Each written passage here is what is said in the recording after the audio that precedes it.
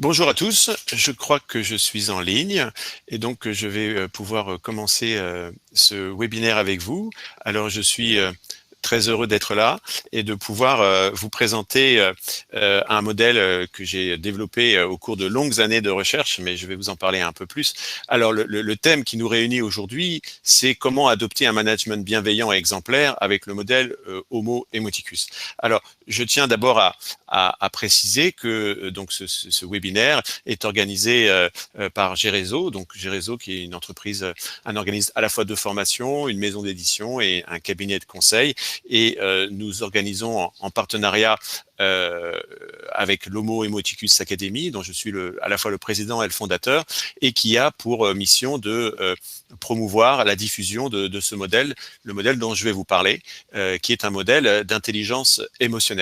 Alors, j'ai publié l'année dernière un ouvrage dont vous voyez la couverture, Homo Emoticus, l'intelligence émotionnelle au service des managers, chez Diathéno, préfacé par Anne Lauvergeon. Et donc, si bien que ce modèle s'inscrit dans, je dirais, le sillage de ce courant, de cette discipline, de cette soft skill maintenant, même si je pourrais dire l'intelligence émotionnelle est un peu la mère des soft skills, puisque pour chacune des soft skills, il faut de l'intelligence émotionnelle. C'est ce que l'on va voir un peu tout au long de cette présentation. Donc, la plupart d'entre vous sont, j'imagine, familiers avec cet ouvrage et avec le travail de Daniel Goleman. Hein. C'est un ouvrage de 1995 qui a donné lieu vraiment au début de cette discipline de l'intelligence émotionnelle, dans lequel s'inscrit, je dirais, le modèle Homo Emoticus. Bien que je vais essayer de vous montrer, il apporte un éclairage nouveau, une approche nouvelle de l'intelligence émotionnelle. Alors, l'intelligence émotionnelle, juste brièvement, j'aimerais vous rappeler de quoi il s'agit. Il s'agit de 4 facultés. Hein. L'intelligence émotionnelle recouvre 4 facultés principalement.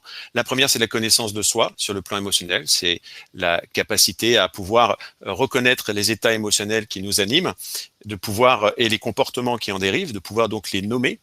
Donc voilà, savoir que l'on est voilà dans la peur, dans la colère, dans la tristesse. Alors certaines émotions sont faciles à identifier en soi, celles que je viens de citer notamment, mais d'autres sont plus difficiles à cerner, et notamment certaines dont on va parler tout au long de ce séminaire, comme l'envie, la jalousie, la honte, la culpabilité. Ce sont des émotions qui sont un peu plus complexes et qu'il est parfois plus difficile de reconnaître en soi. Donc ça, c'est la première faculté de l'intelligence émotionnelle et c'est la plus importante puisque c'est celle qui va permettre de, évidemment, une meilleure maîtrise de soi, qui est donc la deuxième faculté de l'intelligence émotionnelle.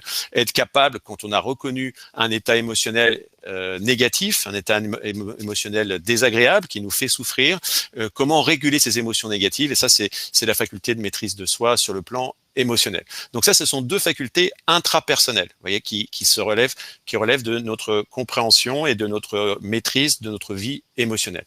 La connaissance de soi est plus réflexive et la maîtrise de soi, évidemment, est plus dans l'action, puisqu'il faut agir sur ses émotions. Donc ça, c'est les 2 facultés, les 2 premières facultés de l'intelligence émotionnelle.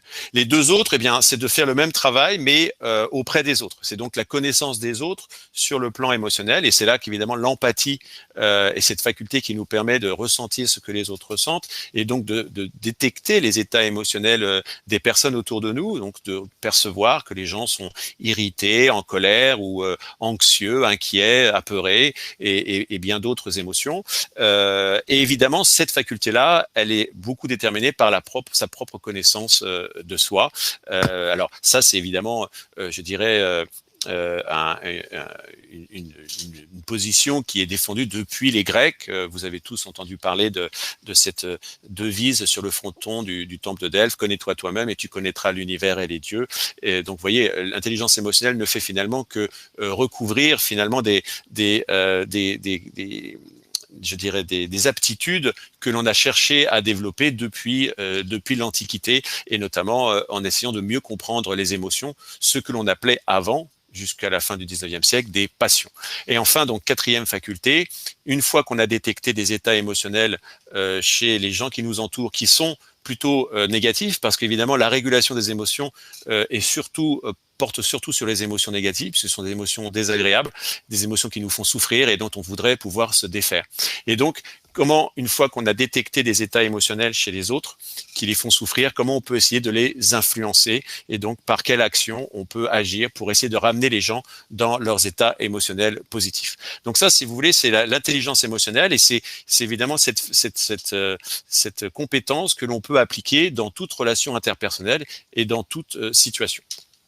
Alors, le modèle Homo emoticus, d'abord, pourquoi le modèle s'appelle Homo emoticus Ceux qui ont fait des études d'économie ont sans doute entendu parler de l'Homo economicus. Et il se trouve qu'effectivement, dans ma vie précédente, j'ai été économiste, si bien que j'ai été formé à cette hypothèse. L'hypothèse de l'Homo economicus est une hypothèse qui suppose que l'homme est essentiellement rationnel, c'est-à-dire que toutes ses décisions, tous ses comportements sont faits sous le prisme de la rationalité.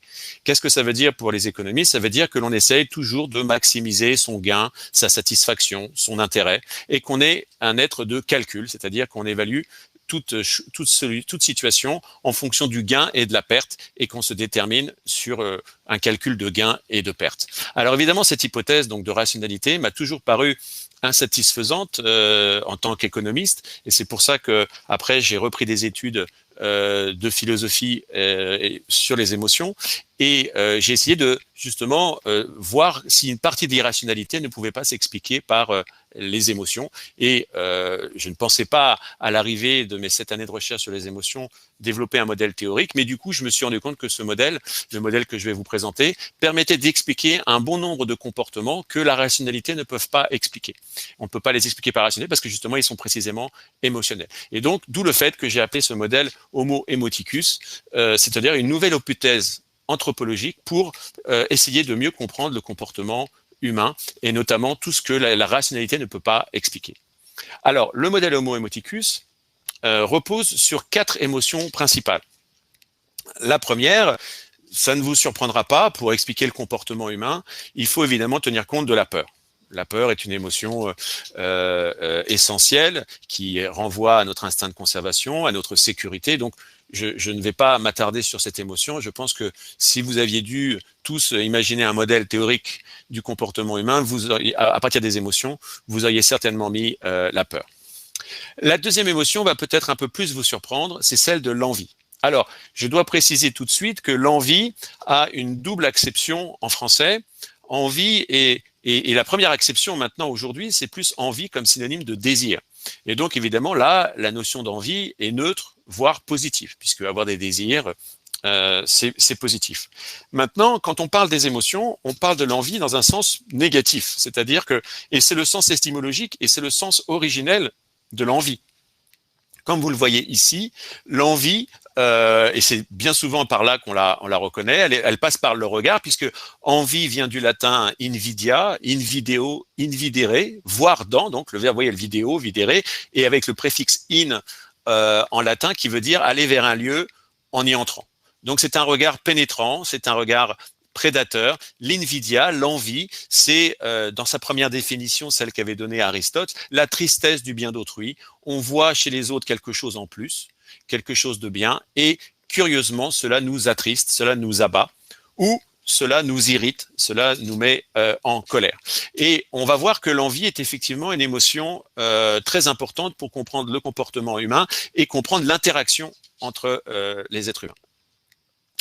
Alors, la troisième émotion qui compose le modèle Homo emoticus, c'est l'admiration. Et l'admiration, alors là, vous voyez, là aussi, c'est passe par le regard, mais parce que dans admiration, il y a admirare, donc le verbe mirare en latin, qui a donné miroir, se mirer, donc ça passe par le regard, mais avec un préfixe ad, c'est aller vers un lieu en restant en dehors. Donc vous voyez, ce qui est étonnant, combien la langue permet je dirais, de receler des savoirs psychologiques, puisque rien que dans la construction du terme invidia et dans celui d'admiratio, on a déjà un contenu psychologique, puisque un regard admiratif, c'est un regard contemplatif, c'est un regard qui se tient à distance et qui regarde l'objet, parce qu'il le trouve en général beau, il le trouve évidemment admirable. Alors que l'envie est un regard pénétrant, un regard prédateur. Et on verra qu'évidemment, l'envie et l'admiration se côtoient, mais peuvent s'annuler, ou l'un peut être l'antidote de l'autre, mais l'autre peut être le poison de l'autre. Bref, ce sont deux émotions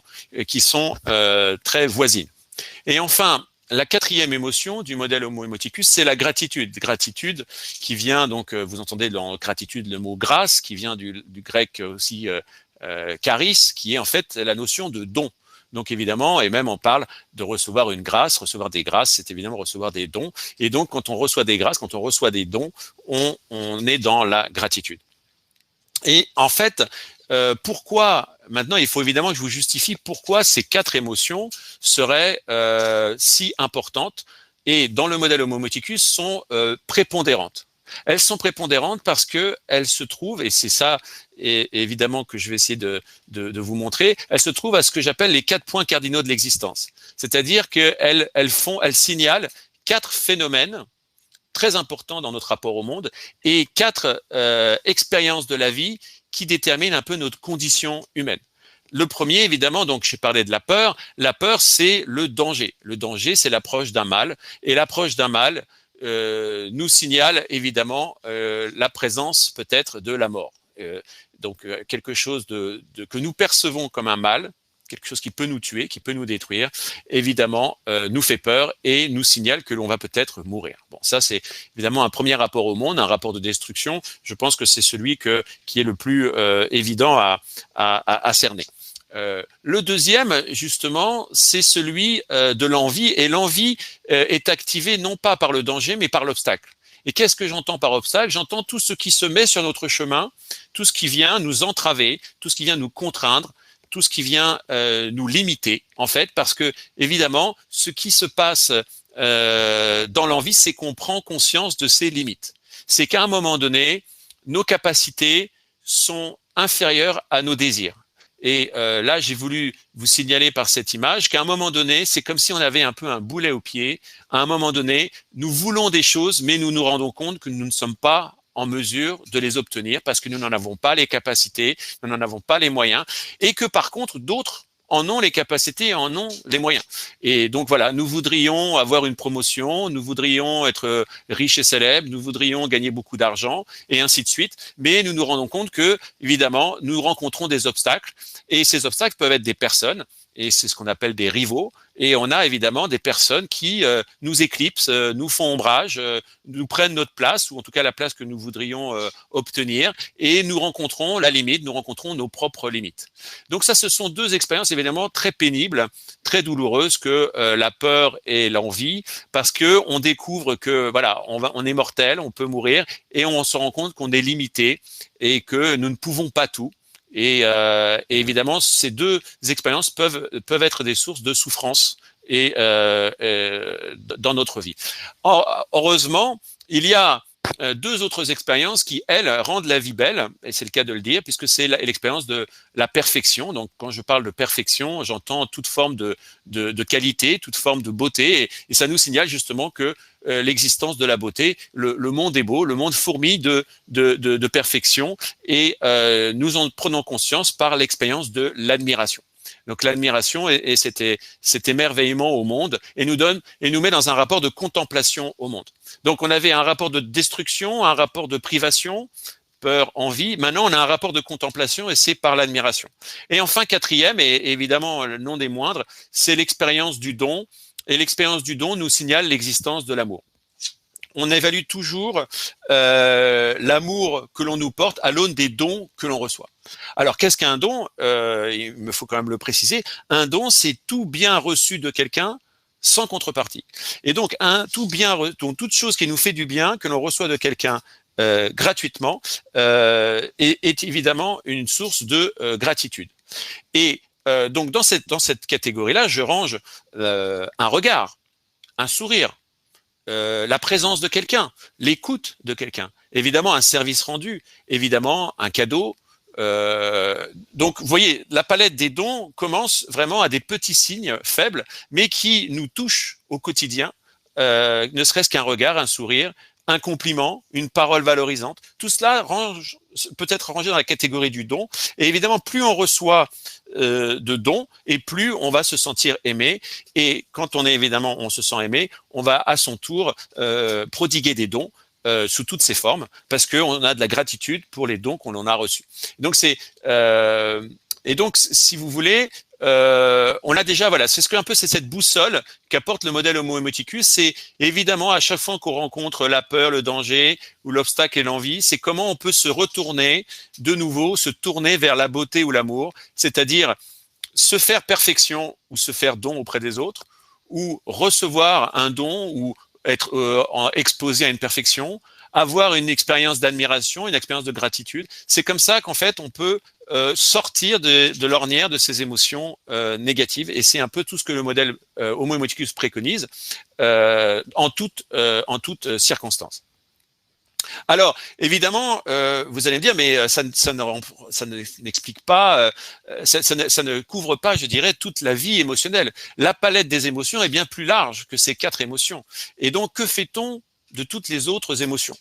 Alors, d'abord, combien y en a-t-il? Et ça, c'est une question, évidemment, qui reste pour l'instant, qui ne fait pas consensus dans tous les travaux de recherche sur les émotions. Le nombre des émotions n'est pas défini. Ce qui est, pour l'instant, fait à peu près consensus, c'est l'existence de ces 7 émotions, ces 7 émotions dites universelles. Elles se basent sur les travaux de Paul Ekman. Donc, Paul Ekman est un spécialiste des émotions. Et notamment, il a étudié les expressions faciales et il les a étudiées sur tous les continents. Et il a pu montrer que ces 7 émotions ont les mêmes expressions faciales, que vous soyez chez les Papous, que vous soyez en Chine, que vous soyez en Afrique, que vous soyez en France, que vous soyez partout dans le monde. Ces 7 émotions sont reconnaissables.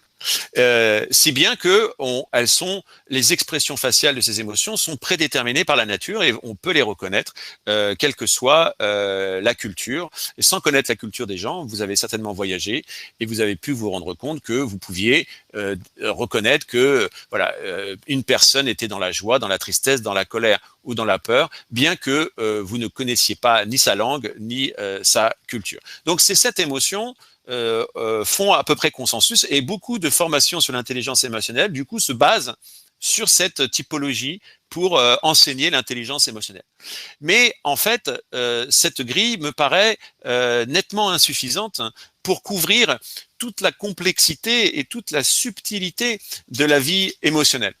Dans le modèle Homo emoticus, j'ai plutôt élargi, je dirais, le spectre à une palette de 16 émotions. Alors 16 émotions, pour pouvoir essayer de commencer à rendre compte des différentes facettes de la vie émotionnelle. Alors, dans ces 16 émotions, il y a évidemment les 4 émotions dont nous avons parlé, qui sont ici avec des icônes en couleur, la gratitude, l'admiration, l'envie, la peur. Donc ça, comme j'ai essayé de vous le montrer, elles sont plus importantes parce qu'elles sont étroitement liées à 4 phénomènes qui sont constitutifs de notre rapport au monde. Le danger, l'obstacle, la perfection et le don. Et ces 4 émotions nous mettent en position d'infériorité par rapport aux autres ou par rapport au monde. Quand vous avez peur face à un danger, quand vous êtes face à un obstacle, quand vous admirez, et d'ailleurs parfois aussi les langues nous apprennent des choses, le verbe anglais pour dire admirer, c'est to look up to, donc c'est bien regarder vers le haut. Quand vous êtes en position d'admirateur, vous êtes en position basse. La gratitude aussi, quand on reçoit un bien de quelqu'un, on est en position basse. Il y a un très beau proverbe africain qui dit que la main qui donne est au-dessus de la main qui reçoit. Le donataire, celui qui reçoit, est toujours en position basse par rapport à celui qui lui donne, le donateur. Donc vous voyez, ces 4 émotions nous mettent, c'est pour ça que je les ai rangées dans cette catégorie que j'appelle les émotions de l'infériorité, c'est-à-dire que quand vous éprouvez ces émotions, vous êtes en position basse, vous vous sentez inférieur. Mais quand vous êtes dans la gratitude, dans l'admiration, vous le vivez très bien, parce que évidemment vous ressentez l'admiration et la gratitude. En revanche, vous le vivez très mal quand vous êtes dans l'envie ou dans la peur. Dans cette catégorie des émotions de l'infériorité, il y a encore 4 autres émotions qui sont très importantes pour comprendre notre vie émotionnelle. La tristesse, la jalousie, la honte et la culpabilité. Donc, quand quelqu'un est dans ces 8 émotions, vous avez l'impression qu'il est en position basse par rapport à vous. Et donc, ça veut dire que, mécaniquement, vous êtes en position haute par rapport à lui. Et ça, dans la communication interpersonnelle, dans la négociation, dans toute relation, il est important de comprendre effectivement ce jeu de balance entre les positions d'infériorité et de supériorité que l'on peut prendre dans la relation et qui viennent déjà de certains états émotionnels. Donc, quand on est dans ces 8 émotions, gratitude, admiration, envie, peur, tristesse, jalousie, honte, culpabilité, on est en position d'infériorité. Par contre, quand on est dans les 8 émotions qui sont au-dessus, mépris, colère, orgueil, vanité, pitié, dégoût, indignation, joie, on est en position haute. On est en position de supériorité. Et c'est si vrai que le verbe mépriser en anglais, c'est to look down on, donc c'est regarder vers le bas. Effectivement, quand quelqu'un nous méprise, on a l'impression qu'il nous prend de haut et il a un regard rabaissant. On se sent rabaissé quand quelqu'un nous exprime du mépris. Donc, et les 4 émotions que j'ai mis tout en haut sont les émotions, je dirais, qui dans les rapports humains sont les plus explosives. Quelqu'un qui en face de vous se met dans le mépris, dans la colère, dans l'orgueil ou dans la vanité, évidemment, a de grandes chances, parce que comme il se met en position haute, nous nous sentons mécaniquement en position basse, et donc nous avons tendance à vouloir surréagir, c'est-à-dire à vouloir reprendre une position haute. Donc là, j'ai pas le temps de trop développer, mais c'est déjà pour vous montrer dans les rapports humains, quand quelqu'un vous méprise, se met en colère, manifeste de l'orgueil ou de la vanité, on se sent mis en position basse et on va avoir tendance à surréagir. Donc ces 4 émotions explosives dans les rapports humains. La pitié, le dégoût, l'indignation et la joie sont aussi des émotions qui mettent en position haute, mais dont la réaction est beaucoup plus ambivalente. Quand quelqu'un me manifeste de la pitié, ce que aujourd'hui on appelle de la compassion, on se sent évidemment en position basse, on se sent en position d'infériorité, puisque quelqu'un partage un peu notre souffrance, mais on peut la ressentir comme effectivement une manifestation de bienveillance.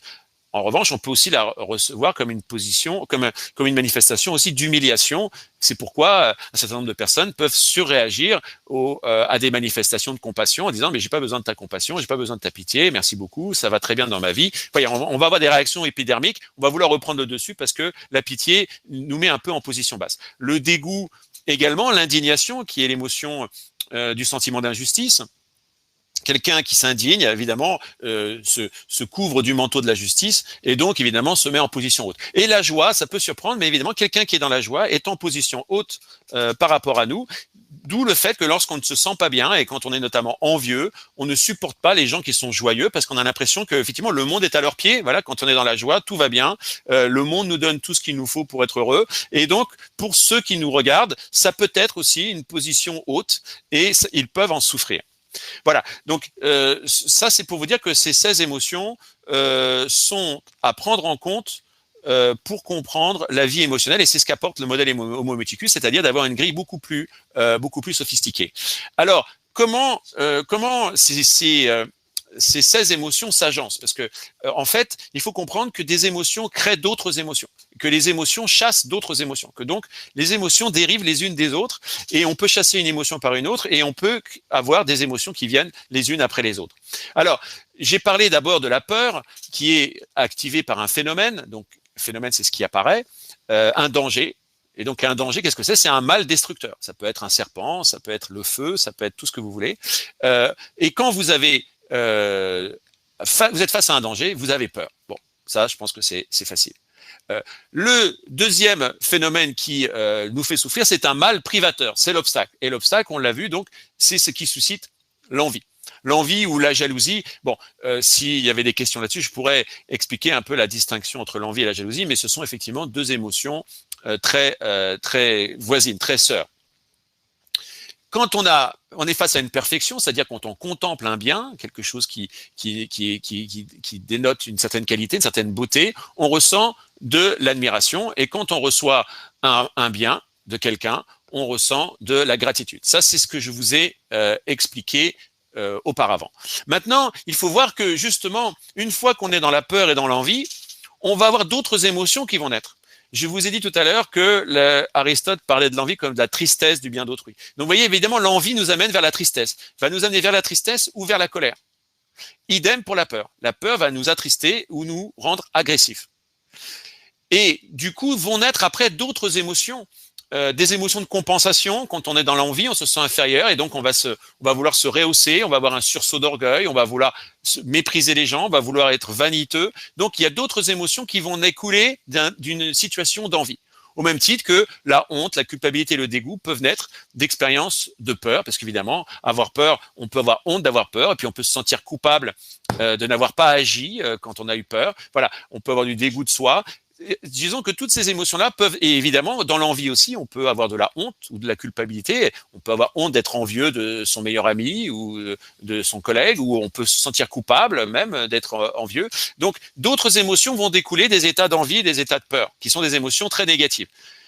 Et qui peuvent nous amener au sentiment de haine. Donc, la peur et l'envie sont des portes d'entrée vers la haine, vers l'hostilité, vers l'antipathie. Et on va être hostile aux gens parce que, justement, soit on les craint, soit on les envie. Et de l'autre côté, l'admiration et la gratitude vont nous amener vers la joie. Et donc, vous voyez déjà, si je veux vous mettre dans la tristesse ou la colère, il faut que je vous expose à un danger ou un obstacle. Et si je veux vous mettre dans la joie, il faut que je vous expose à une perfection ou un don. Et c'est ça précisément comment on va pouvoir agir sur la joie des gens, en essayant de les exposer à des biens qui sont beaux à contempler, ou en leur faisant du bien. Et du coup, par des expériences d'admiration et de gratitude, on va pouvoir avoir de la joie. Et alors, qu'est-ce qui va naître après? C'est que les objets d'admiration que l'on a dans la vie et les objets de gratitude que l'on a dans la vie, quand quelqu'un y porte atteinte, on va avoir de l'indignation ou de la pitié. Donc, ce qui nous indigne et ce qui nous crée de la compassion, ce sont les objets, et là, objets au sens général, c'est-à-dire les personnes aussi, les personnes que l'on admire et pour lesquelles on a de la gratitude. Évidemment, s'il leur arrive quelque chose, si on leur porte atteinte, si on les attaque, on les agresse, on va avoir de l'indignation et de la pitié. Et du coup, on va avoir de la colère et de la tristesse qui vont naître de nos états d'indignation ou de pitié. Et donc, ce qu'il faut comprendre, c'est que, du coup, le modèle Homo economicus nous permet de détecter plusieurs types de colère. Parce que la colère, en soi, on n'est pas en colère par colère. On est en colère précisément parce qu'on a rencontré un danger, ça veut dire qu'on a été apeuré, ou on a rencontré un obstacle, on est devenu envieux, ou parce qu'on a rencontré un manque de perfection ou de don chez les gens, et du coup, on a une colère d'indignation. Donc déjà, si vous voulez, au niveau de l'interprétation des états émotionnels des gens, le modèle Homo economicus vous permet de poser plusieurs hypothèses. Est-ce que j'ai face à moi quelqu'un qui est triste ou en colère par peur, par envie ou par indignation ou par pitié? Et donc là, vous voyez, on arrive à une grille un peu plus sophistiquée. Bon, j'ai pas le temps de rentrer beaucoup plus dans le détail, mais c'est pour vous dire que voilà, on a l'idée du modèle, c'est de pouvoir se focaliser sur les dons et les perfections, les cultiver, les entretenir, les nourrir dans la relation, et du coup, en créant des expériences de gratitude et d'admiration, vont naître la joie et puis l'indignation et la pitié, qui sont des émotions donc secondes, qui sont des émotions saines. En revanche, si on arrive à bien contrôler les obstacles et les dangers dans sa vie, on va pouvoir minimiser l'envie et la peur, et du coup, un grand nombre des émotions négatives que l'on a vont aussi être évacuées. Et ça, évidemment, en tant que manager, c'est ce qu'on va essayer de faire aussi, c'est-à-dire de minimiser l'envie et la peur chez nos collaborateurs, et donc minimiser les dangers et les obstacles. Et on va essayer au contraire de maximiser les perfections et les dons dans la relation et dans la vie de l'équipe pour justement créer un maximum d'occasions de gratitude et d'admiration, et donc de joie. Donc vous voyez que les émotions tristes, la tristesse peut venir par beaucoup d'autres émotions, et la tristesse ne nous dit pas grand-chose encore. Si quelqu'un est triste, je ne sais pas pourquoi il est triste. Il faut que j'aille à l'émotion source. Idem, l'émotion de joie, je ne sais pas pourquoi la personne est en joie. Il y a des émotions positives qui nous mettent en joie, et puis il y a aussi des émotions négatives, le mépris, l'orgueil, la vanité, qui peuvent nous créer des expériences de joie. Du coup, il va falloir essayer d'aller vers l'émotion source pour bien comprendre l'état émotionnel et la situation de la personne. Alors j'ai fait évidemment ici un long détour pour essayer de vous expliquer un peu toute l'intelligence du modèle, la logique du modèle, pour évidemment en arriver à ce qui vous intéresse le plus, c'est quid de tout ça dans le comportement du manager. Et vous avez, j'imagine, déjà bien anticiper que ce qu'on va essayer, c'est d'appliquer ça dans le management. C'est distiller du don et de la perfection dans sa relation aux autres, et éviter de distiller du danger et de l'obstacle. Et eh bien, en fait, on arrive à des instruments de management que vous connaissez tous et que vous utilisez tous certainement, mais sans forcément penser à l'impact émotionnel de ces instruments. Alors, celui dont je pense tout le monde a conscience, c'est évidemment la menace et la punition. Donc là, je me fais danger auprès de mes collaborateurs, et évidemment, je leur fais peur. Et peut-être que je vais être perçu comme un tyran. Ça, en général, on en a plus ou moins conscience qu'on actionne, on essaie d'actionner la menace et la punition. La promesse et la récompense, on fait miroiter des choses, voilà, on fait des promesses, on offre des récompenses. Et évidemment, quand on est sur ce registre-là, on est dans un registre de la séduction et on joue un peu le magicien, on joue un peu le gourou. Voilà. Donc là, on a évidemment, vous reconnaissez le bâton et la carotte. Donc c'est ces deux modes de management qui sont assez connus et assez usités et qui jouent sur une motivation extrinsèque au travail puisque c'est la menace ou la récompense, c'est-à-dire que les personnes qu'on essaye de motiver ou sur lesquelles on essaye d'agir, on utilise des moyens extérieurs au travail. Mais vous avez deux autres moyens qui sont, eux, beaucoup plus exigeants pour le manager puisqu'il faut être exemplaire et il faut montrer l'exemple. Et si, évidemment, on a face à nous un manager qui est exemplaire, c'est-à-dire qu'il se fait perfection auprès de ses équipes, évidemment, il va être vu comme un maître. Et puis, s'il se montre bienveillant et au service de son équipe, il va incarner la figure du parent.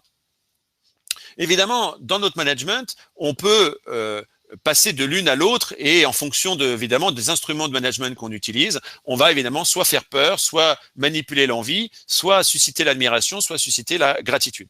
Alors, d'un point de vue opérationnel, le modèle apprend justement à agir par deux canaux principaux pour agir sur les émotions, que sont la parole et l'action. Puisqu'évidemment, il y a 4 canaux principaux pour agir sur nos émotions. Il y a le corps et la pensée, mais ça nous regarde nous. Mais si je veux agir sur les autres, j'ai la parole et l'action. Et donc, avec le modèle Homo Emoticus, on essaye effectivement d'apprendre à colorer tous les aspects de la parole de ces émotions. Qu'est-ce qui, dans le ton de ma voix, on sait tous que quelqu'un qui hausse le ton ou qui se met à parler fort ou à crier, évidemment, ça peut déjà faire peur. Donc la voix en tant que telle est déjà un instrument qui peut se colorer, peut devenir un danger, ou qui peut être une voix évidemment séductrice. On peut sentir qu'on peut obtenir quelque chose de quelqu'un, ou elle peut être déjà une belle voix, elle peut susciter l'admiration. Donc la voix en tant que telle est déjà un instrument de management. Et évidemment, cette voix s'inscrit avec un langage, c'est-à-dire avec des mots, avec un verbe, une verve, et c'est tout l'enjeu de l'éloquence et tout l'enjeu aussi des registres de paroles que l'on utilise pour manager. Et on va voir qu'il y en a 4 principaux, en tout cas, dans le modèle Homo Emoticus. Ça, c'est la parole personnelle. Et puis, en plus, en tant que manager, on a des paroles de pouvoir que l'on peut aussi employer et activer et que l'on peut transformer dans un de ces 4 phénomènes. On peut donner des ordres sous ces 4 modes, sous la forme d'un danger, d'une levée d'obstacle, d'une perfection, d'un don. On peut donner une vision de rêve, une vision de cauchemar, une vision de beauté ou une vision de communion. Et on peut faire des discours avec différents types de registres de paroles dont je vais vous parler dans un instant. Et puis, là, on peut manager par l'action et tous les aspects de la personne du manager peut se colorer d'un de ces phénomènes, peut devenir l'un de ces phénomènes et donc peut devenir causer une de ces 4 émotions. La présence physique, qui est déjà en soi un don que l'on peut faire à son équipe, être présent physiquement auprès de ses collaborateurs, c'est déjà un don. Puis évidemment, quand on est présent, quelle expressivité physique, quelle opération physique, et puis quelle présence morale, quelle opération morale. Et puis, on peut faire usage du pouvoir qui nous est donné, un pouvoir matériel, un pouvoir, pouvoir donner des primes, pouvoir donner tout un tas d'avantages matériels par le pouvoir dont on dispose, ou quelques avantages moraux par le pouvoir dont on dispose. Alors, en fait, quels sont ces 4 principaux registres de paroles? Il y a les paroles menaçantes, et dedans, je mets évidemment l'intimidation, le chantage. Donc, il y a différentes modalités de la menace par la parole que l'on peut utiliser. Dans la séduction, il y a évidemment tout un tas de registres, la flatterie, la flagornerie et bien d'autres. Je dirais que dans mon travail et dans les séminaires et dans le développement du modèle, on regarde tous les différents registres de la séduction, les différents registres de la menace, mais évidemment, plutôt pour ne pas les utiliser ou plutôt pour savoir les reconnaître et savoir s'en défaire. Et on regarde surtout les registres de la parole édifiante. Et dans la parole édifiante, il y a l'éloquence, il y a une parole experte, une parole sage, une parole sincère. Enfin, il y a différents types de registres de parole qui peuvent susciter, qui peuvent édifier et qui peuvent susciter l'admiration. Enfin, le registre de la parole bienveillante, là, dans le modèle Homo Muticus, on a 16 registres de paroles bienveillantes qui sont identifiés, mais que vous connaissez tous, hein, et que vous utilisez certainement abondamment, tels que le compliment, le remerciement, l'encouragement, le conseil, le pardon, l'excuse. Voilà, il y a 16 registres de paroles bienveillantes qui sont des dons, en fait, quand on les utilise. Et ce sont des registres qui peuvent valoriser la personne et qui peuvent manifester la bienveillance. Et donc là aussi, c'est comment les optimiser, comment les déployer encore plus dans notre management, comment apprendre à faire des compliments, à savoir remercier, à savoir encourager. La consolation est un autre registre. Il y a toute une palette de registres émotionnels que l'on voit dans le modèle Homo Muticus, qui peuvent être on utilise tous, mais qu'on peut-être parfois on sous-emploie et qu'on pourrait peut-être davantage mobiliser dans son management. Dans l'action, ben c'est pareil en fait, c'est évidemment les mêmes types de registres d'action, mais là évidemment c'est dans l'action, donc c'est qu'elles apparaissent, la menace, la séduction, l'édification et puis la bienveillance. Du coup, ces registres peuvent être utilisés dans la communication interpersonnelle, dans le management, mais aussi dans la négociation. Voilà, les champs d'application sont dans la résolution de conflits, dans toute autre, je dirais, problématique d'entreprise. On peut avoir à mobiliser ces 4 registres de parole et ces 4 registres d'action au quotidien. Alors, ce que le modèle Homo Emuticus essaye d'apprendre, en fait, c'est à cerner ces 4 principales responsabilités sur le plan émotionnel. Là, vous avez vu, on n'a pas parlé de management de projet, de tout ce qui relève de l'intelligence cognitive dans la fonction de manager et qui relève donc de son expertise. Ici, on ne se concentre qu'évidemment sur ses soft skills, sur sa capacité à interagir avec les autres et à les mettre dans les meilleures dispositions émotionnelles, c'est-à-dire les mettre surtout dans les émotions positives et d'abord lui-même rester dans les émotions positives. Et pour ce faire, il doit avoir le souci de 4 dimensions principales dans son management, à la fois le management des personnes, mais aussi le management d'équipe. Le premier, c'est de minimiser autant que possible. Bien sûr, on ne peut pas éradiquer la peur et le danger, mais avoir un souci de protection et donc de minimiser autant que possible la peur de ses collaborateurs. Donc ça, il a d'abord une responsabilité de protection, d'assurer leur sécurité. Le deuxième, c'est de minimiser autant que possible l'envie. Et pour cela, la meilleure manière de réduire l'envie, c'est d'être juste, de donner le moins prise à l'envie, parce qu'il est beaucoup plus difficile pour un envieux de contester une décision quand elle paraît vraiment totalement légitime et totalement juste. Autrement dit, on doit avoir un souci de justice, un souci d'impartialité et être très très très vigilant sur la moindre différence de traitement que l'on peut, je dirais, instiller dans le fonctionnement d'une équipe. Et là, j'ai des exemples, vraiment, ça peut être le temps que vous passez, les gens que vous saluez, les gens avec lesquels vous déjeunez. Il faut être très vigilant sur ou à instaurer certains qui tutoient, d'autres qui vous voient. Enfin, il y a plein de modalités où la moindre petite différence de traitement peut être une source d'envie pour certains membres de l'équipe et peuvent déjà créer des dissensions au sein d'une équipe. Donc la justice, à être juste et comme vous le savez et vous l'avez certainement tous expérimenté en tant que collaborateur, avoir un manager juste, c'est vraiment ce que l'on attend le plus, que ces décisions soient justes.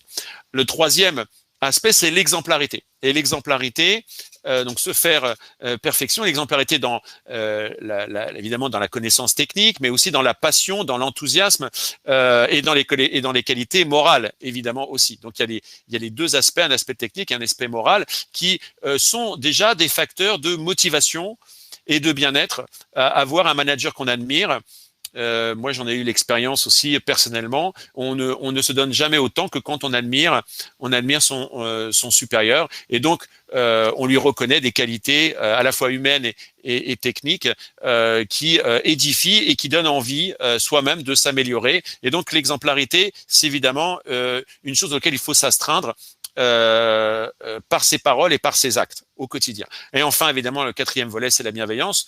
Et la bienveillance donc se distille par des dons par des paroles et par des actes.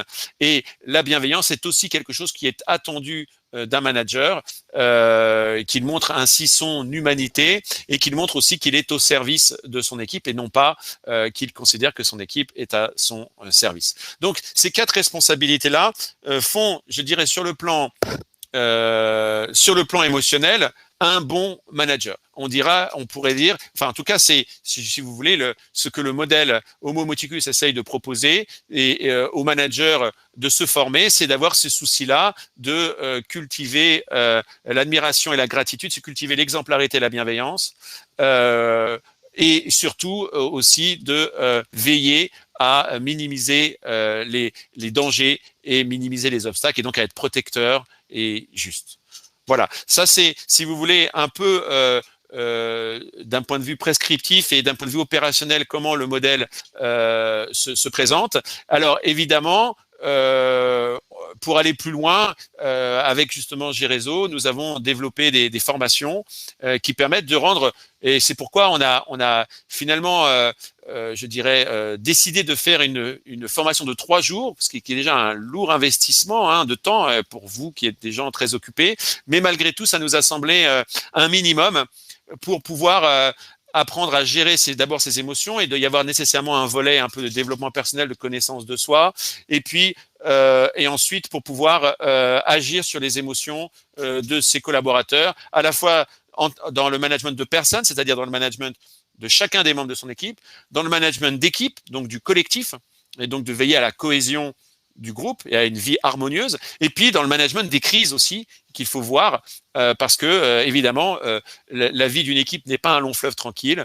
Il arrive des situations, des événements qui sont à fort contenu émotionnel, évidemment, puisque quand il y a une crise, les émotions sont exacerbées. Et donc, c'est pourquoi on a décidé d'opter pour une formation en 3 jours en présentiel pour pouvoir enfin essayer d'explorer tous ces aspects du management et essayer de voir comment on peut appliquer à travers des mises en situation, des analyses de vidéos, des coachings entre pairs, des partages d'expériences, des autodiagnostics, tout un tas d'aspects pour essayer d'optimiser tout ce dont on a parlé là. Évidemment, ne vous est pas étranger. La plupart d'entre vous le pratiquent déjà. L'idée, c'est d'en reprendre conscience et d'essayer d'optimiser son potentiel en essayant d'un peu plus maximiser, en étant plus conscient de l'impact émotionnel que l'on peut avoir sur les collaborateurs, et en essayant évidemment d'avoir un management bienveillant et exemplaire, authentique, évidemment, parce que les émotions peuvent être manipulées, et donc évidemment c'est ça le risque, mais malgré tout, je dirais, évidemment, le modèle Homo Moticus préconise de cultiver ses émotions dans une logique de sincérité, évidemment, et non pas de manipulation, donc de ne pas feindre la bienveillance et l'exemplarité, mais au contraire, évidemment, de la vivre, de l'incarner. Et voilà, c'est ce que nous voulions partager aujourd'hui avec vous, c'est ce nouveau modèle qui apporte donc une grille d'analyse des émotions qui est plus large que celle que vous connaissez d'habitude, parce qu'on voit aussi dans les séminaires des autres émotions, les émotions, voilà, la honte, la culpabilité, l'indignation, la pitié, qui sont aussi des émotions très importantes dans la vie d'une équipe et dans le quotidien d'une équipe. Donc voilà, il faut, je dirais, avoir une palette plus large pour pouvoir mieux comprendre sa vie émotionnelle et mieux se comporter avec ses équipes. Voilà, je m'arrête là. Pour qu'on ait un petit temps d'échange, il nous reste 17 minutes. Voilà, donc on a. Si vous voulez poser des questions, n'hésitez pas dans le chat, et puis je serai ravi de pouvoir y répondre.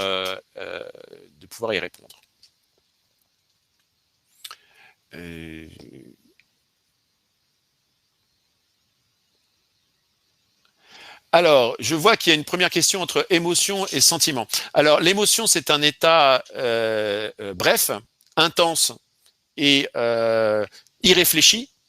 Le premier temps d'ailleurs de l'émotion, c'est une réaction physiologique.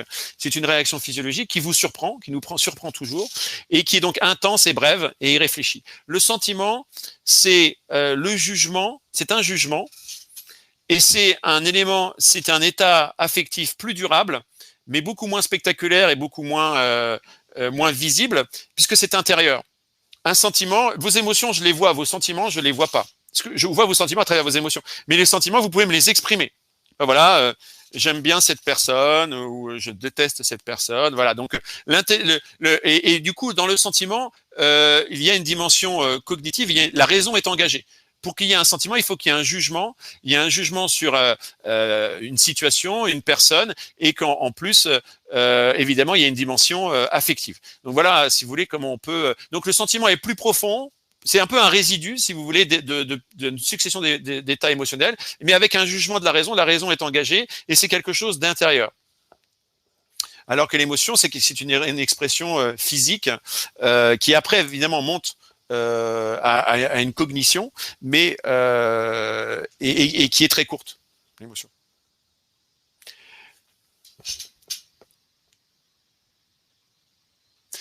Alors, comment avoir une bonne relation avec un manager égocentré? Alors, évidemment, du coup, on entre dans une problématique qui n'est pas une problématique de management, mais de manager. Et puisque c'est comment je fais quand j'ai un manager égocentré. Alors évidemment, la question c'est que veut dire un manager égocentré? C'est un manager qui est donc orgueilleux, vaniteux, narcissique, et qui donc a tendance à tout ramener à lui ou à s'attribuer aussi. Évidemment, là, on est le séminaire dont on parle et tout ce dont on parle, c'est quand on est en position de manager. Et quand on est en position de manager, c'est beaucoup plus compliqué parce qu'on a moins de possibilités et de marge de manœuvre pour améliorer une relation avec quelqu'un, puisque par définition, il est difficile de prendre des initiatives, il est difficile de faire des commentaires ou d'essayer d'agir sur la personne parce que ça peut se retourner, ça peut être à double tranchant. Donc c'est une situation un peu, je dirais, délicate. Avoir une bonne relation. Je dirais que la question est un peu large pour que je puisse donner une réponse comme ça à brûle pour point. Il faudrait qu'on puisse préciser. Mais de toute façon, enfin, je dirais que être soi-même exemplaire et bienveillant, c'est quand même un prérequis, même dans une relation de subordonné. C'est-à-dire que je dois me montrer bienveillant vis-à-vis de mon supérieur, essayer d'être exemplaire dans mon travail et dans mon attitude. C'est déjà ça peut déjà l'édifier. Et à un moment donné, il peut y avoir un effet mimétique. C'est-à-dire qu'il se rend compte quand même qu'il a affaire à quelqu'un qui, lui, est exemplaire et bienveillant. Et donc, il peut y avoir un effet, justement, par mimétisme et qui va l'aider à se réguler sur son état. Mais évidemment, c'est une situation où on est un peu en position de faiblesse. Donc, pour gérer ses émotions, on peut exprimer ce que l'on ressent. Oui, bien sûr, pour gérer ses émotions, on peut exprimer ce que l'on ressent. La parole, et d'ailleurs, beaucoup de formes de thérapie utilisent la parole comme une thérapeutique pour gérer ses émotions, parler des choses, exprimer ce que l'on revit, ce que l'on vit, ce que l'on ressent, fait du bien. Voilà, vous avez, voilà, que ce soit la psychanalyse ou d'autres formes de thérapie, enfin, on essaye d'agir soi-même par sa parole. La méthode Coué aussi, hein, se parler à soi-même peut aussi nous permettre d'agir sur nos propres émotions. Donc, évidemment, j'ai pas eu le temps l'occasion de vous parler des moyens d'action sur ces émotions, mais sa propre parole peut agir sur nos états émotionnels. Et donc oui, il faut exprimer ses émotions, les verbaliser. D'abord, être capable de mettre des mots dessus, c'est le première étape pour, je dirais, recouvrir un certain degré de liberté intérieure. Donc, pouvoir désigner les états émotionnels dans lesquels on est. C'est pour ça que c'est très important, cette première étape. Est-ce que là, je suis dans la honte? Est-ce que je suis dans la culpabilité? Est-ce que je suis dans l'envie? Est-ce que je suis dans l'indignation? Déjà, pouvoir se regarder un peu dans le miroir et se dire, mais oui, là, c'est telle émotion qui m'anime et qui m'amène à la colère et qui m'amène à la tristesse. Ça me permet de pouvoir peut-être commencer à agir dessus parce que j'ai bien mis les mots, je recouvre un degré de liberté intérieure face à mon état émotionnel. Donc, l'exprimer, le désigner, sont évidemment des manières de commencer à réguler ses émotions.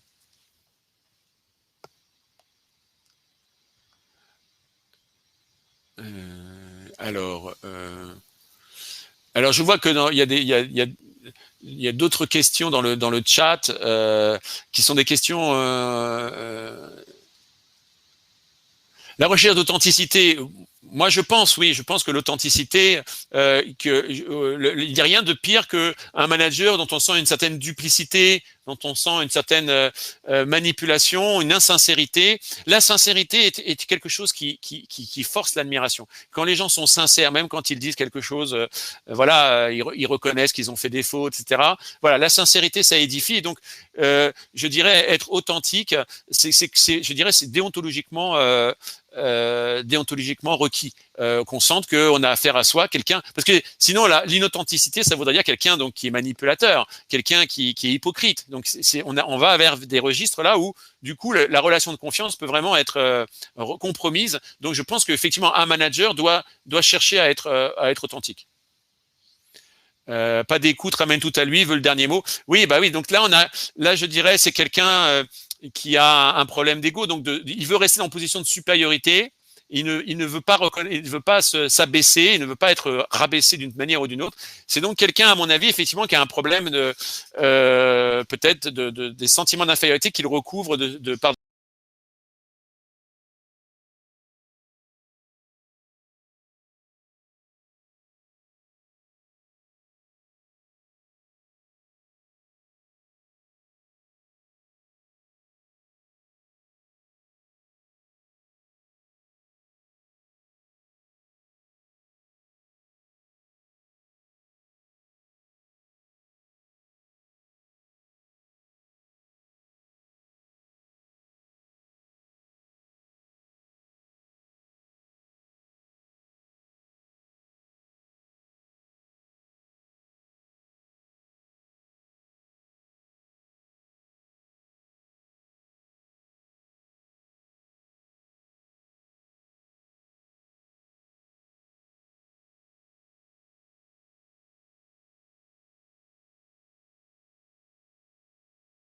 À tous, pour ma part c'est Kelly de Gerizo, donc on a un petit souci technique.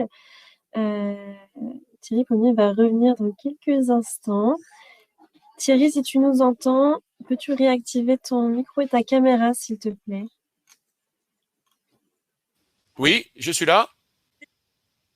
Je vous relaisse la parole. Alors, je ne sais pas où j'en étais à un moment où j'ai été coupé, mais je disais que la recherche d'authenticité est-elle toujours nécessaire en management? Je disais que oui, parce que c'est même une question de déontologie, c'est d'être authentique vis-à-vis de ses équipes pour créer un climat de confiance et donc créer aussi un capital de gratitude et d'admiration, parce que voilà, on a un manager, la sincérité, l'authenticité, c'est ce qui force l'admiration. Alors oui, qu'est-ce qu'il y avait d'autre comme question? Quid de l'application de cette méthode avec les salariés en situation de handicap psychique, cognitif, aux personnes neuroatypiques? Alors là, c'est une question très très technique. Évidemment, quand on a affaire à des gens qui ont des situations psychologiques particulières, c'est évidemment un management qui demande un management plus subtil et plus délicat. Mais oui, je pense que en fait, c'est la même grammaire, je dirais émotionnelle, et c'est la même grammaire phénoménologique. C'est qu'il faut de toute façon activer la perfection et le don dans la relation avec ces personnes en essayant de susciter en elles ces émotions d'admiration et de gratitude. Donc le fait qu'elles aient des handicaps psychiques, alors après, est-ce que si on va vers des choses comme l'autisme, etc., évidemment c'est très très particulier puisque ce sont des personnes qui ne perçoivent pas bien les émotions et qui n'en ont que peu. Donc là évidemment, là on rentre dans des cas très particuliers, mais je dirais que où il faudrait parler de situations voilà, de quelle situation atypique pour pouvoir vous donner une réponse plus précise. Comment faire dans une journée où je ne vais pas bien? Ah ben là oui, c'est ça. Alors en tant que manager, c'est vrai qu'on a un devoir, je dirais, de représentation parce que son état émotionnel est contagieux. Et là, moi, je connais des chefs d'entreprise qui m'ont dit quand je traverse mon usine et que je suis de mauvaise humeur, je change l'humeur de l'usine. Parce qu'en fait, on regarde l'état émotionnel d'un manager.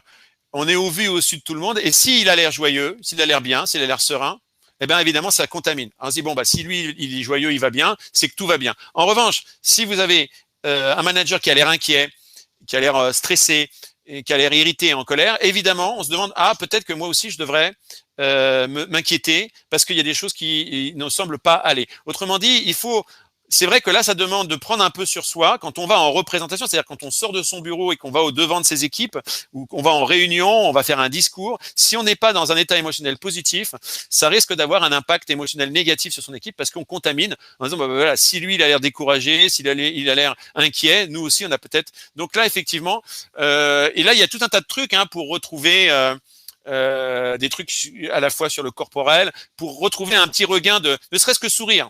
Commencer, le sourire est déjà une première arme pour se remettre en joie, c'est se forcer à sourire ou à rire, parce que là, on retrouve un petit regain de peps qui peut nous aider déjà à nous comporter d'une manière que notre entourage professionnel ne ressent pas notre déprime, et du coup, quand on ne va pas bien, n'en pâtit pas.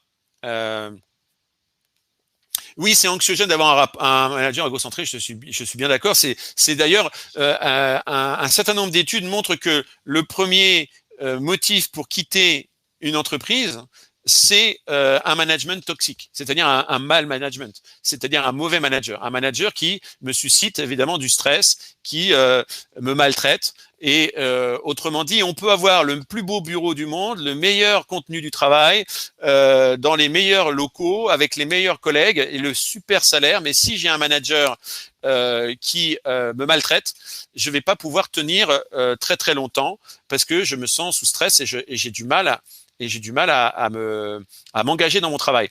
Donc, on ne se rend pas compte combien un manager a un rôle aussi en termes de fidélisation et de loyauté à une entreprise ou à une organisation ou à une équipe. Quand on a un super manager qu'on apprécie, pour lequel on a de l'admiration et de la gratitude, on veut rester auprès de lui et on ne cède pas aux sirènes forcément d'une autre. On est beaucoup moins mercenaires parce qu'on veut rester travailler avec les gens pour lesquels on a de l'admiration et de la gratitude.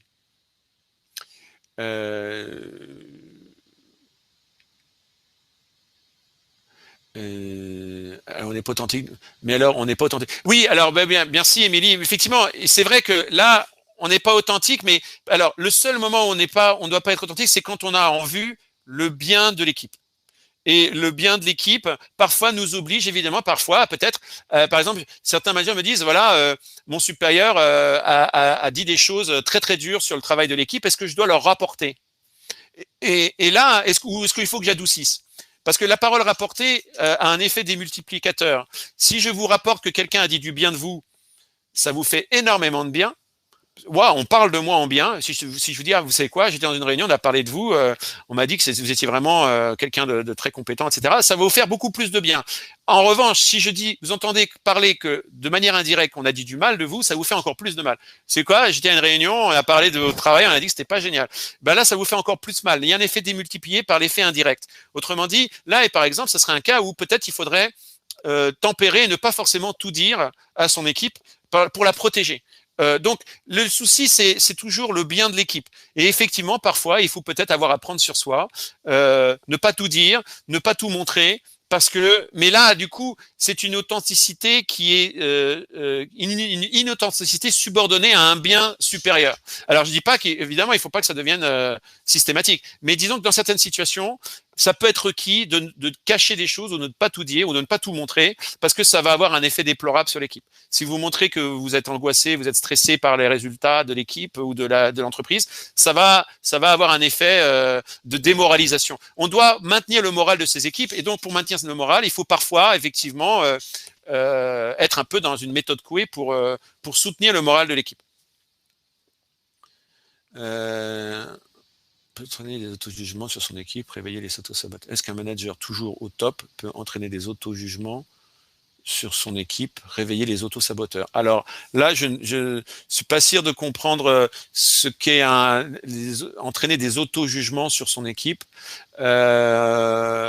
Réveiller les auto-saboteurs. Je comprends pas bien votre question, Émilie.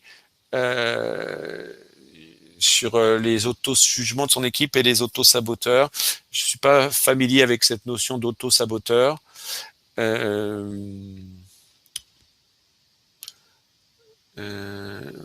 Voilà.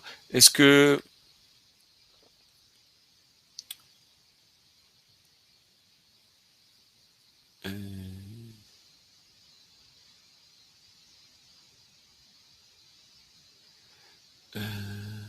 Est-ce qu'il y aurait d'autres questions ou d'autres réactions? J'ai évidemment essayé de donner des réponses.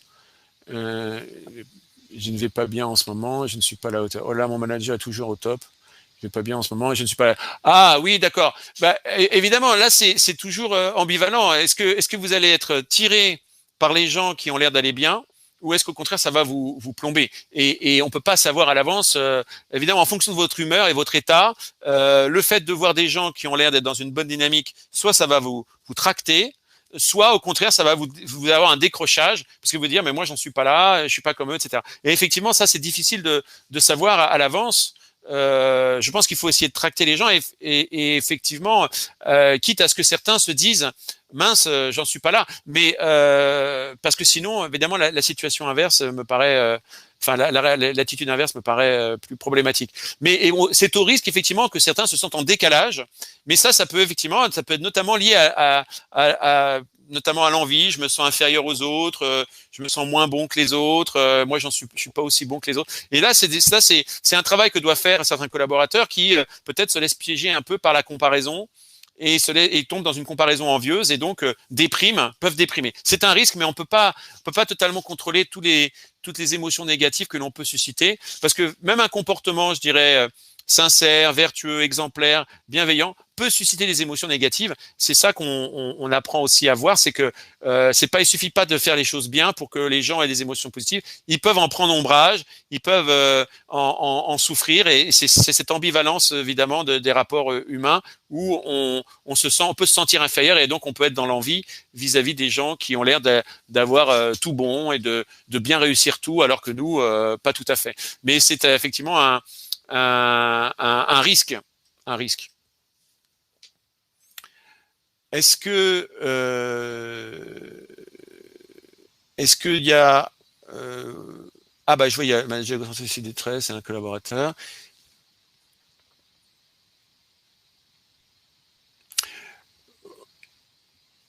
Oui, alors je suis pas, c'est-à-dire que la notion de égocentré, effectivement, j'aimerais plutôt la décortiquer et essayer d'y mettre autre chose pour la rendre plus cernable, et donc pour d'un point de vue opérationnel voir comment on pourrait essayer de travailler dessus. Mais je comprends que c'est quelqu'un qui a beaucoup d'orgueil, beaucoup de vanité. Et évidemment, c'est les profils les plus difficiles à gérer en tant que manager, et parfois aussi d'ailleurs même en tant que collaborateur.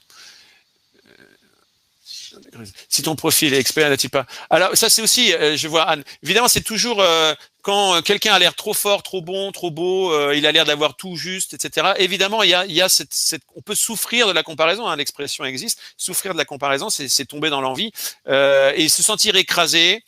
Si on se sent écrasé par quelqu'un, c'est qu'effectivement il y a peut-être un peu d'envie qui vient de se glisser dans mon rapport à l'autre. C'est que logiquement les gens brillants ne devraient pas écraser, ils devraient nous aider à grandir. Donc c'est toute la question. Si je me sens écrasé par la supériorité de quelqu'un, c'est qu'effectivement, si je commence à me sentir, je commence à en souffrir, c'est là où justement on peut se dire il y a peut-être de l'envie qui peut naître. Alors oui, logiquement il y aura un replay. Merci Sandrine. Avec cette méthode, oui, c'est une risque comportemental managérial. Alors, pour ce qui est des maladresses, on est dans l'humain, du coup, je dirais, ce qu'il y a d'important à garder en ligne de mire, c'est que tout est rattrapable, je pense. On peut faire une maladresse, mais si on montre de la bonne volonté, si on fait preuve d'humilité, si on est capable de s'excuser, voilà, quand on se rend compte qu'on a blessé quelqu'un, qu'on a dit les choses de manière un peu trop dure, etc., il y a toujours possibilité de se redonner un round d'observation et de relation. On peut toujours prendre des initiatives pour restaurer la relation si on pose des actes forts. Voilà, on a commis des maladresses, même en tant que manager, on peut s'excuser. Voilà, on peut reposer des actes fondateurs pour essayer de restaurer la relation. Donc, je crois que rien n'est irréversible. Évidemment, à part des actes vraiment très graves vis-à-vis de certains collaborateurs, mais sinon, la plupart des maladresses peuvent se rattraper. On peut rattraper parce que c'est un processus itératif, c'est toujours un processus d'essai et d'erreur, hein, une relation. Voilà, je communique, j'essaye de vous communiquer des choses. Voilà, à un moment donné, ça vous met dans la joie, à un autre moment, ça vous blesse. Voilà, si je m'en rends compte, l'important c'est qu'on voit que la personne est bien disposée à tenir compte de ses erreurs de communication ou de jugement ou de décision et qui est capable d'évoluer, est capable de se remettre en question et est capable de reprendre des initiatives. Merci pour oui, voilà. Alors, si Sylvain, il se croit autocentré. Oui, là, on est dans quelqu'un de très orgueilleux. Donc, il est dans sa tour d'ivoire. C'est sûr qu'il va falloir à un moment, ça sera difficile de le sortir de sa tour d'ivoire s'y réfugie. C'est des cas très particuliers. Farouja, je vois ce cas et c'est évidemment le plus difficile en tant que manager à gérer. Justement cette notion dans les rapports professionnels qui se jouent, c'est décomplexant, tant mieux. Oui, c'est ça. Disons qu'en fait, tout ce que je vous ai présenté, vous le saviez déjà. Je n'ai fait que vous apprendre ce que vous saviez déjà, parce que tout ça, vous l'aviez plus ou moins, vous l'expérimentez, vous l'appliquez. L'idée ici, c'est d'en reprendre conscience et d'essayer d'optimiser un peu. En ayant ces vigilances sur les émotions négatives et puis en essayant d'investir ces émotions positives un maximum, de jamais les perdre de vue. C'est ça un peu l'idée, c'est d'optimiser un peu son rapport émotionnel aux autres à travers cette grille d'interprétation et ce cadre d'action. C'est juste ça. Mais évidemment, la plupart de ces choses, vous les connaissez et vous les appliquez et les bons managers ont déjà savent travailler leur exemplarité, savent travailler leur bienveillance et savent le faire par la parole et l'action au quotidien. Donc voilà, il y a des gens qui le font naturellement. Certains, on a un peu plus besoin de leur apprendre à savoir poser des paroles valorisantes et des actions bienveillantes.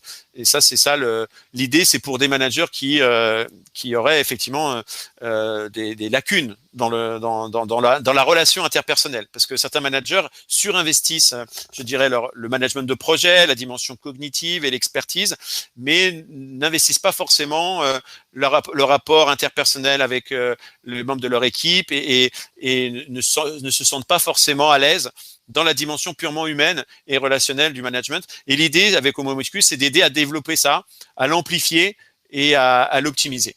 Voilà, c'est ça un peu je dirais l'ambition. Et voilà, donc je crois que il est 17h06, on va devoir clôturer pour ne pas abuser de votre temps et puis voilà, pour respecter les horaires que l'on s'est fixés. En tout cas, merci beaucoup à tous d'avoir participé par vos questions et vos commentaires et les situations que vous avez exprimées. Ça a permis d'enrichir et d'affiner le propos. N'hésitez pas à me contacter si vous voulez en savoir davantage, et puis et j'ai réseau aussi pour les formations que l'on propose sur le management, mais aussi sur différents aspects du management. Il y aura des formations sur la communication interpersonnelle, la négociation, l'évaluation, voilà, différents aspects qui sont importants dans le quotidien du management et dans le quotidien des pratiques managériales. En tout cas, je serais ravi de rester en contact avec vous. N'hésitez pas à me contacter sur LinkedIn ou par d'autres moyens, et je serais ravi de rester et de répondre à vos questions si vous en avez d'autres. Mais je crois que pour aujourd'hui, on peut peut-être clôturer la session et puis j'espère à une prochaine fois. Merci en tout cas d'avoir participé et à bientôt. Au revoir à tous.